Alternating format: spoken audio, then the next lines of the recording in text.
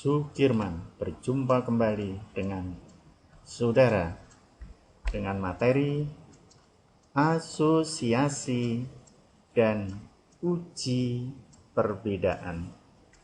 Saudara-saudara sekalian, pada pertemuan kali ini akan kita bahas asosiasi dan uji perbedaan. Salam jumpa, salam sehat, salam sejahtera, dan salam bahagia. Di dalam metode asosiasi akan membantu kita untuk memahami hubungan secara baik.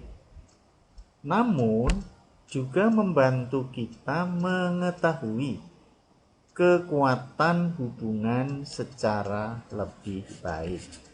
Nah, kita lihat dari metode asosiasi sesuai dengan kombinasi pengukuran berikut ini. Kita lihat ini adalah pengukuran variabel X1. Di sini pengukuran variabel X2. Nominal, ordinal, interval. Nominal, tabulasi silang koefisien B, korelasi kontingensi. Ordinal, korelasi rank biserial. Sedangkan interval, korelasi poin biserial.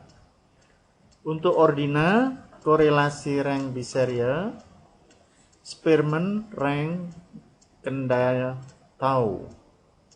Ini bisa menggunakan Spearman Brown gitu. Kemudian untuk ordinal intervalnya, ubah variabel X2 menjadi ranking dan gunakan Spearman Brown atau kendal tau. Untuk interval ke nominal, korelasi poin biserial. Sedangkan interval ke ordinal, ubah variabel X1 menjadi ranking dan digunakan Spearman atau kendal tau. Untuk interval ke interval, korelasi product moment. Jadi ini pakai percent product moment. Nah, ini adalah metode asosiasi untuk memahami hubungan variabel secara baik.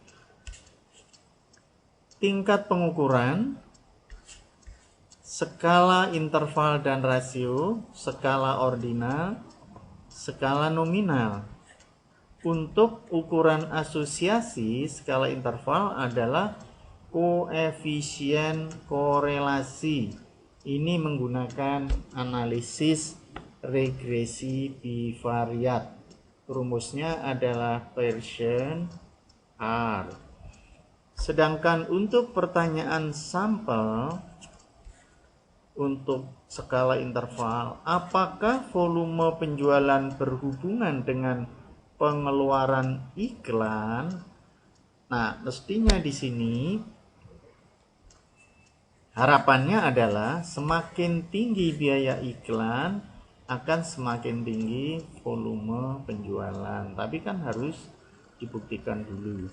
Kemudian skala ordinal, ukuran asosiasi adalah chi-square, gunakan Spearman rank correlation, kendal dan rank correlation. Pertanyaannya, apakah ranking preferensi untuk pusat perbelanjaan berhubungan dengan ranking skala Likert lokasi? Jadi ini apakah sebuah lokasi itu akan meningkatkan ranking preferensi pembelanjaan. Skala nominal, lihat ukuran asosiasinya, chi-square. P koefisien kontingensi, koefisien. Pertanyaannya, apakah jenis kelamin berhubungan dengan pengetahuan merek, tahu atau tidak tahu?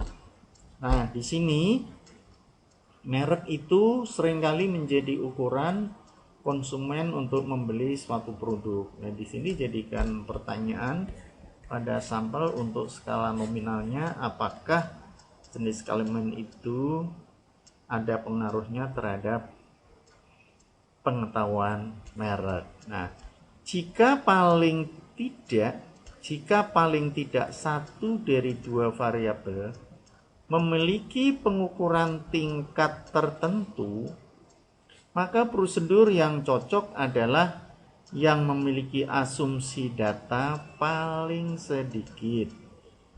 Analisis bivariat, prosedur umum untuk uji asosiasi. Jadi secara umum ini sudah ditayangkan di sini. Nah, sekarang tabulasi silang. Ini adalah cara termudah untuk melihat asosiasi dalam sejumlah data. Kita lihat dari sisi korelasi kontingensi untuk mengukur kekuatan hubungan dalam tabulasi silang. Maka di sini diperlukan koefisien P. P ditentukan dengan rumus BC min ID dibagi akar dari I plus C kali B plus D kali B plus I kali D plus C. Ini kalau kita lihat dari tata di samping, maka ketemunya adalah 0,2. Ini adalah data contoh, variabel Y-nya, kemudian totalnya, kemudian ini diangkakan example works-nya, works F-nya, maka ketemu angka 0,2. Sekarang kita lihat dari sisi korelasi Spearman Bank. Cara yang paling tepat untuk mengukur asosiasi hubungan antar variabel. Rumusnya adalah rho 1 dikurangi sigma di kuadrat dibagi n kali n kuadrat min 1. N ini adalah jumlah rankingnya, D ini adalah perbedaan antar ranking dalam dua distribusi ranking. Nah, uji perbedaan, jadi untuk membedakan, adalah untuk mendeteksi mengenai perbedaan antar kelompok yang amat berguna bagi para peneliti. Uji ini meliputi uji chi-square untuk menguji perbedaan antar grup dan uji set untuk perbedaan proporsi. Kita lihat di sini contohnya adalah tingkat pengukuran, nominal, ordinal, interval, dan rasio. Kasus satu sampel, uji hipotesis yang meliputi proporsi sampel, uji chi-square atau x kuadrat. Dua sampel, sampel bebas dan sampel terikat, uji hipotesis yang melibatkan dua proporsi sampel, analisis tabel kontingensi. Sedangkan sampel terikat adalah uji McNamara. Klasifikasi statistik non-parametrik. Untuk ordinal, kasus satu sampel adalah Kolmogorov-Smirnov. Sedangkan dua sampel, Mann-Whitney, uji median, and Kruskal-Walsh. Sampel terikatnya Wilcoxon-Signet-Rank. Dan klasifikasi statistik non-parametrik. Interval dan rasio, kasus satu sampel, uji hipotesis yang meliputi suatu sampel statistik atau sering disebut dengan uji T, uji X kuadrat atau juga bisa. Kemudian dua sampel, sampel bebas uji T untuk perbedaan, sampel terikat, uji T, D. Uji F untuk independensi, uji S untuk dependensi. Parametrik, parametrik. Itu adalah uji perbedaan. Nah, sekarang kita mencoba untuk menganalisis multivariat. Jadi, saudara-saudara nanti kalau melakukan penelitian, semua pasti akan dianalisis dan berbagai macam data yang kita gunakan menggunakan analisis yang berbeda juga. Kita lihat di sini,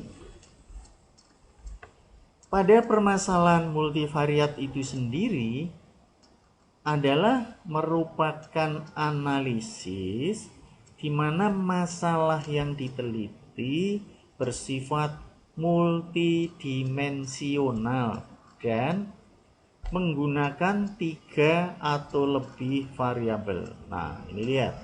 Jadi, pada analisis multivariat itu adalah bersifat multidimensional.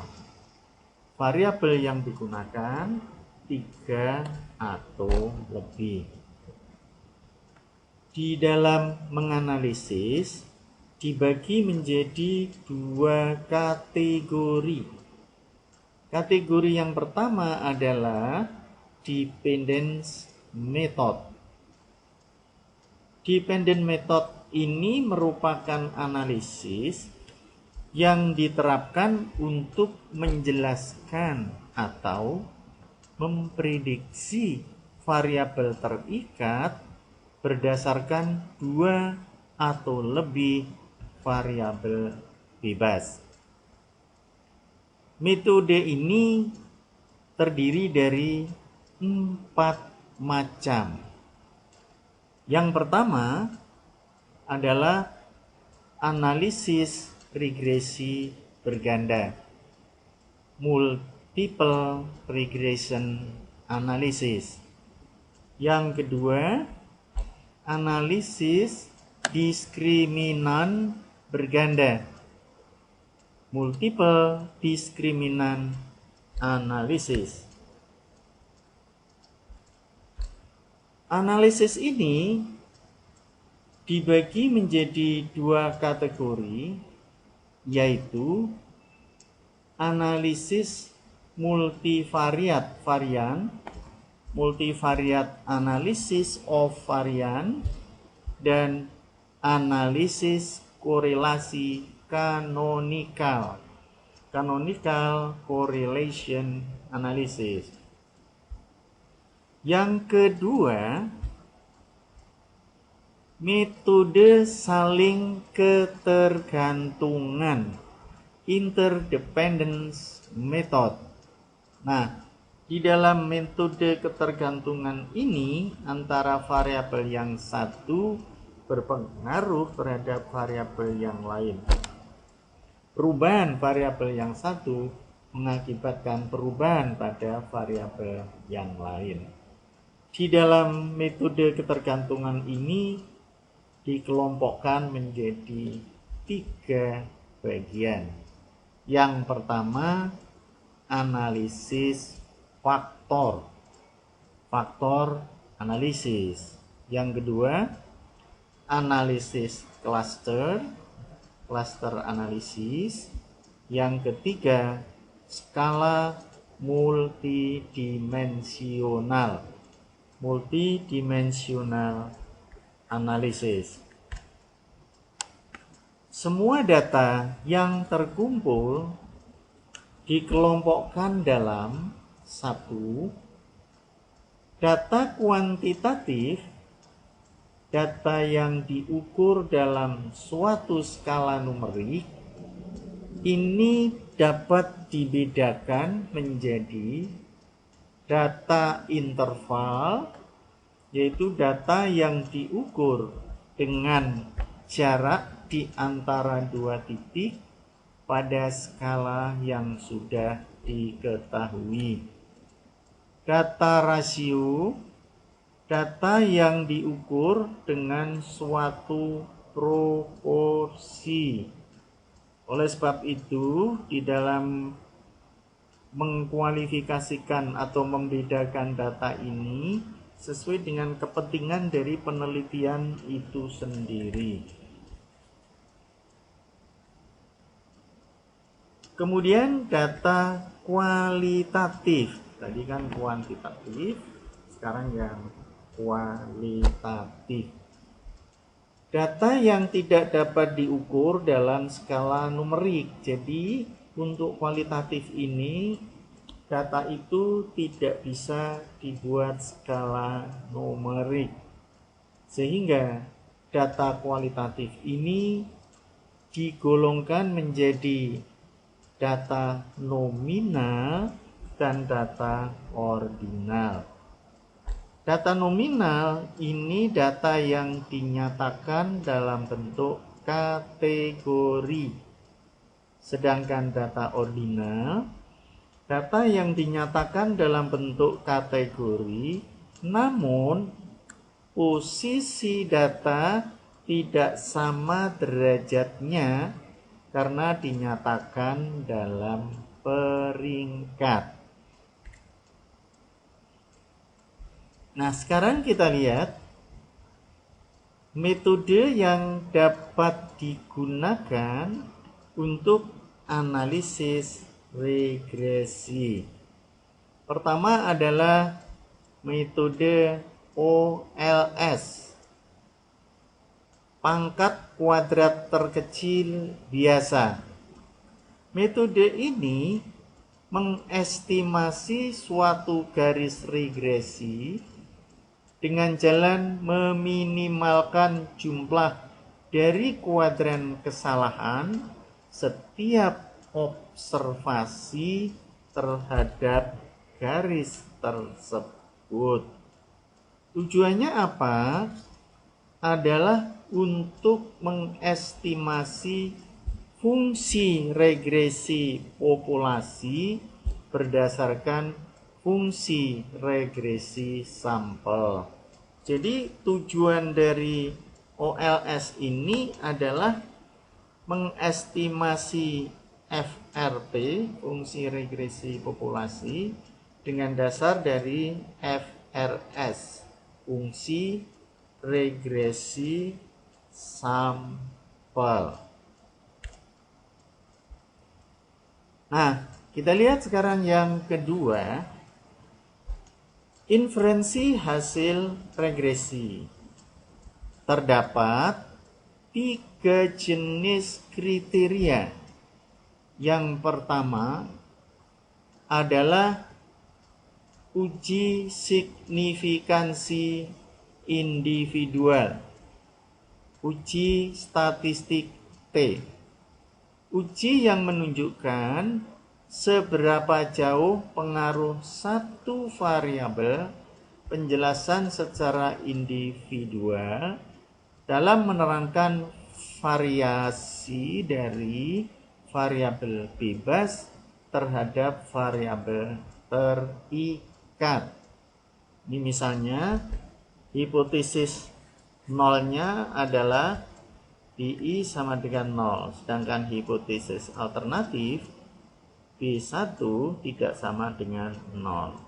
T adalah BI dikurangi 0 dibagi S sama dengan BI dibagi S. Sedangkan S kuadratnya ini adalah SSE dibagi N dikurangi K.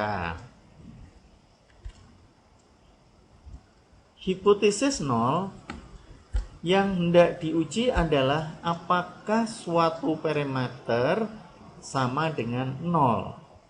Artinya di sini parameter yang digunakan adalah diartikan sebagai koefisiennya.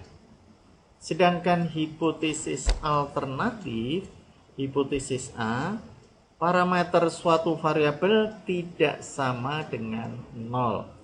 Jadi koefisien itu tidak sama dengan 0, sedangkan ketiga rumus statistik T.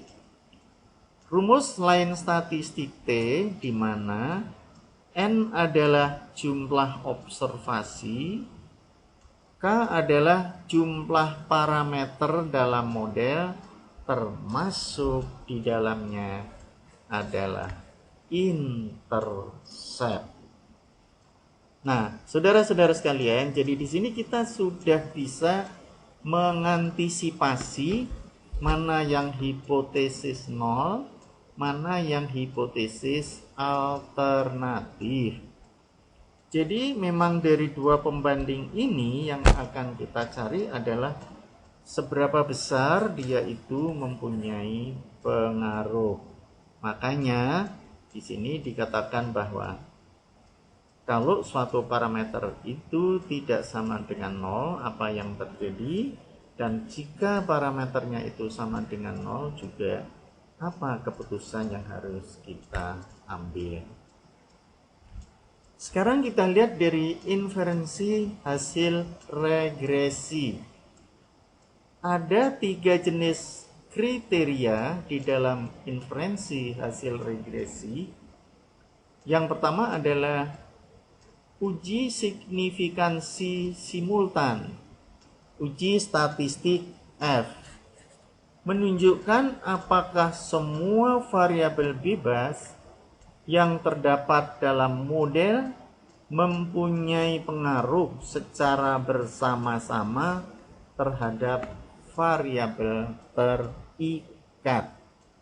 Dengan demikian, harapannya adalah variabel bebas itu mempunyai pengaruh atau mengakibatkan dampak pada variabel terikatnya. Hipotesis alternatif, hipotesis 0, BI sama dengan B2 sama dengan BB dan terusnya sampai BK sama dengan 0. Jadi semua koefisiennya ini adalah 0. Sedangkan hipotesis alternatifnya B1 tidak sama dengan B2, tidak sama dengan B3, dan seterusnya tidak sama dengan 0. Kemudian dilihat dari F-nya adalah MSR dibagi MSE sama dengan SSR dibagi K dibagi SSE dibagi N dikurangi K. Ini adalah uji signifikansi simultan. Hipotesis 0 yang hendak diuji adalah apakah semua parameter dalam model itu sama dengan 0. Sedangkan hipotesis alternatifnya tidak semua parameter secara simultan sama dengan 0. Rumus statistik F di mana SSR adalah sum of squares due to regression. Sigma Y1 dikurangi Y kuadrat. SSE sum of squares error. Sigma YI dikurangi YI pangkat 2. N adalah jumlah observasi, K adalah jumlah parameter termasuk intercept dalam model, MSR adalah mean squares due to regression, MSE adalah mean of squares due to error. Ini adalah penjelasan dari rumus tadi. Nah, yang ketiga adalah koefisien determinasi. Perangkat yang mengukur seberapa jauh kemampuan model dalam menerangkan variasi variabel terikat. Rumusnya adalah R square atau R kuadrat sama dengan TSS dikurangi SSE dibagi TSS sama dengan SSR dibagi TSS. Selain itu, banyak juga peneliti menganjurkan untuk menggunakan nilai adjusted R square pada saat mengevaluasi mana model regresi yang terbaik. Ini adalah rumus adjusted R square 1 dikurangi n-1 kali S kuadrat dibagi TSS sama dengan 1 dikurangi R kuadrat kali n-1 dibagi n-k. Sekarang kita lihat dari ANOVA. ANOVA untuk analisis regresi. Jadi uji ANOVA di sini adalah untuk analisis regresi. Kita lihat rumusnya sebagai berikut. Sumber, source, regression, sum of square-nya, kemudian degree of freedom-nya K, mean of square-nya MSR sama dengan SSR dibagi K. Residual error-nya SSE, degree of freedom-nya N min K, maka mean of square-nya adalah MSE sama dengan SSE dibagi N min K. Sedangkan total adalah SS ini sum of square-nya TSS, degree of freedom-nya adalah TS. Nah, sekarang N-1 dan kita ke analisis diskriminan dipergunakan untuk diskriminasi dan klasifikasi. Analisis korelasi kanonikal adalah analisis untuk teknik yang digunakan untuk menentukan tingkat hubungan antara dua kelompok variabel yang masing-masing terdiri dari beberapa variabel. Nah, di sini di dalam analisis korelasi kanonikal, ini teknik yang dipakai itu menentukan tingkat hubungan. Jadi seberapa besar hubungan, seberapa jauh hubungan antara dua kelompok variabel yang dari masing-masing terdiri dari beberapa variabel. Sedangkan analisis ANOVA, multivariate analysis of variance, adalah analisis yang menaksir hubungan antara dua atau lebih variabel dependent dan klasifikasi atau faktor. Ini adalah MANOVA, multivariate analysis of variance. Analisis independence mempunyai tujuan yang berbeda, yaitu untuk mengetahui lebih dalam mengenai struktur dari seperangkat variabel atau objek. Analisis ini terdiri dari 3 macam. Yang pertama adalah analisis faktor. Jenis analisis yang digunakan untuk mengenali dimensi pokok atau keteraturan sebuah fenomena. Pendekatan yang paling populer digunakan adalah prinsipal komponen analisis, yaitu analisis yang mentransformasikan sejumlah variabel ke dalam suatu variabel komposit baru atau komponen utama yang tidak berkorelasi satu sama yang lainnya. 2 adalah analisis cluster. Teknik menggunakan analisis cluster adalah untuk mengidentifikasi objek atau individu yang serupa dengan memperhatikan beberapa kriteria. Tujuan utama penggunaan teknik ini adalah untuk menggolongkan individu atau objek yang berhubungan secara mutuali eksklusif ke dalam jumlah yang lebih kecil. Biasanya Analisis ini digunakan untuk memudahkan segmentasi pasar dengan mengidentifikasi subjek atau individu yang memiliki kesamaan kebutuhan, gaya hidup, atau respon terhadap strategi pemasaran. 3. Skala multidimensi, multidimensional scale.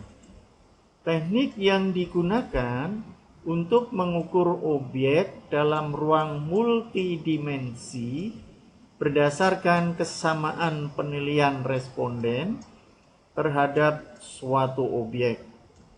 Alat analisis yang biasanya digunakan adalah tipologi Clausian yang pada dasarnya membagi daerah berdasarkan dua indikator utama, yaitu pertumbuhan ekonomi daerah dan pendapatan per kapita daerah. Nah, itulah saudara-saudara sekalian untuk pertemuan kali ini, dan saya persilahkan saudara nanti untuk mencoba melakukan analisis sekecil apapun pada data yang sudah Anda miliki. Terima kasih atas perhatian saudara-saudara sekalian. Dari saya, Sukirman. Sampai jumpa, salam sehat, salam sejahtera, dan salam bahagia.